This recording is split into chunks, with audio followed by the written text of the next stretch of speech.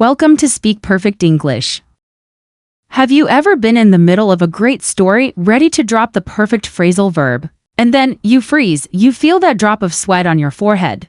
Your mind starts scrambling, is it make up or make out that fits here?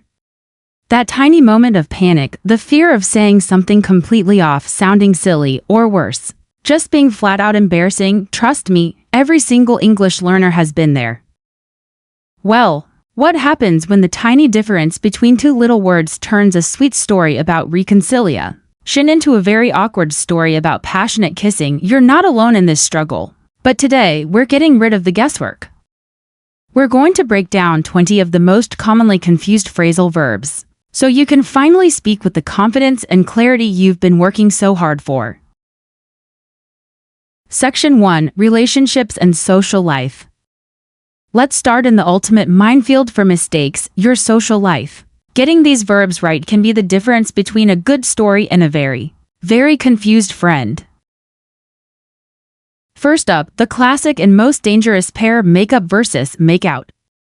To make up means to reconcile after a fight. So if your friends Liam and Chloe had a massive argument, you'd ask the next day, did they make up? You want to know if they've forgiven each other.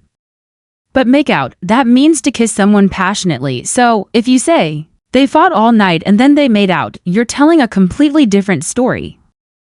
One is about emotional forgiveness, the other is purely physical. You can see how mixing those up could get a little awkward. This leads us to our next dramatic duo: break up versus break out.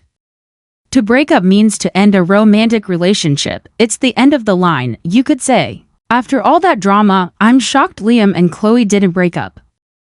But to break out means for something to start suddenly, like a fight, a fire, or even a skin rash. So you could say, a huge argument broke out between them at the party.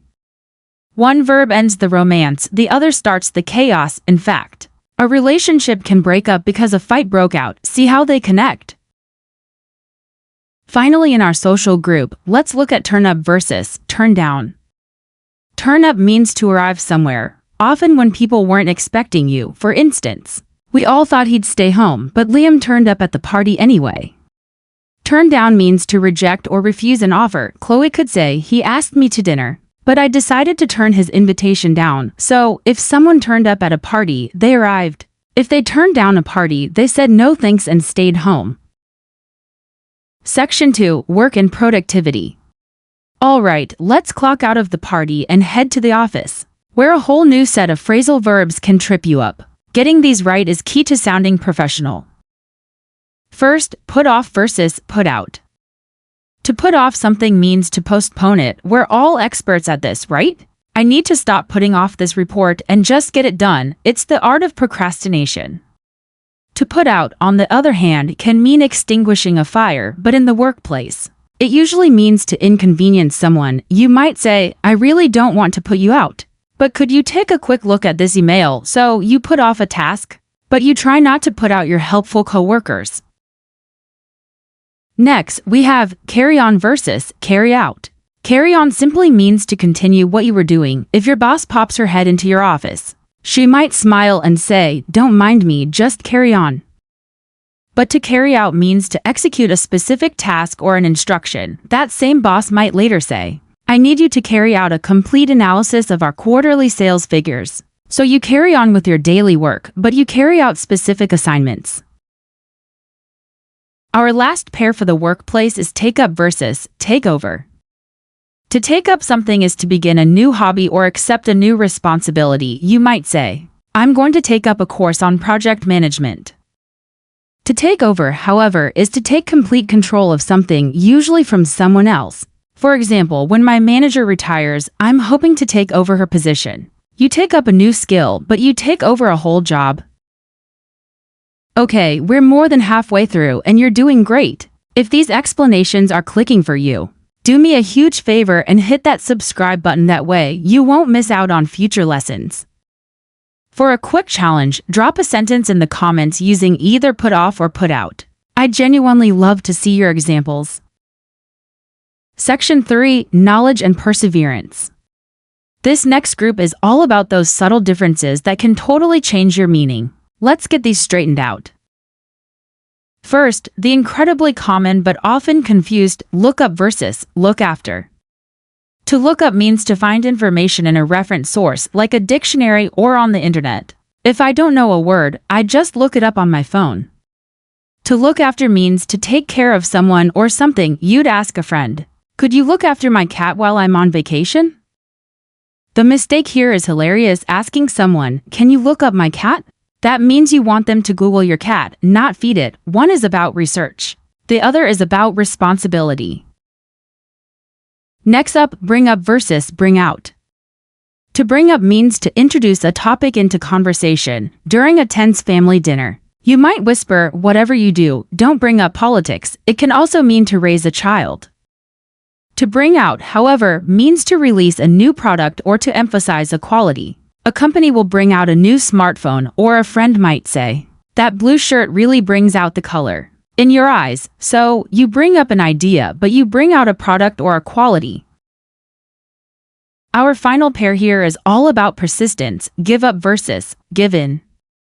To give up means to quit trying something, to stop completely. You could say, "Learning guitar is tough, but I'm not going to give up." To give in means to finally surrender to someone else's pressure or demands. For example, the kids begged for ice cream for so long that their dad finally gave in. So, you give up on a personal goal, you give in to someone else. Section 4: Unexpected events. Our last pair of verbs is for all the things in life that happen by surprise. This is run out of versus run into.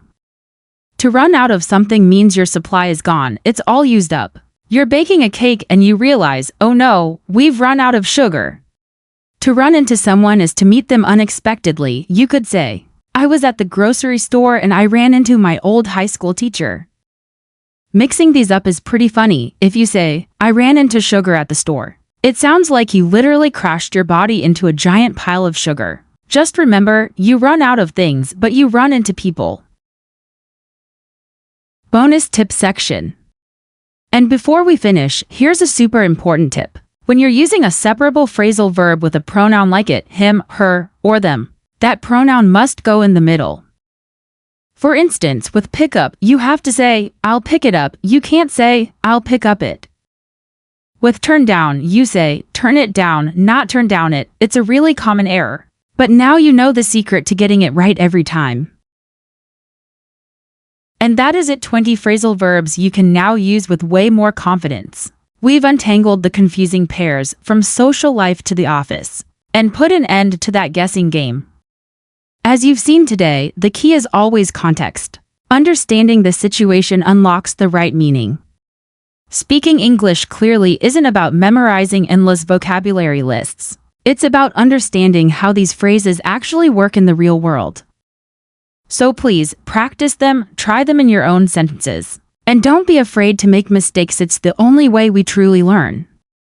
To help you lock all this in, I've created a free PDF workbook that covers every phrasal verb from this video, with more examples and exercises to test yourself. You can download it by clicking the link in the description. It's my gift to you for your hard work. Thank you so much for watching. Keep practicing, keep learning, and I will see you in the next lesson.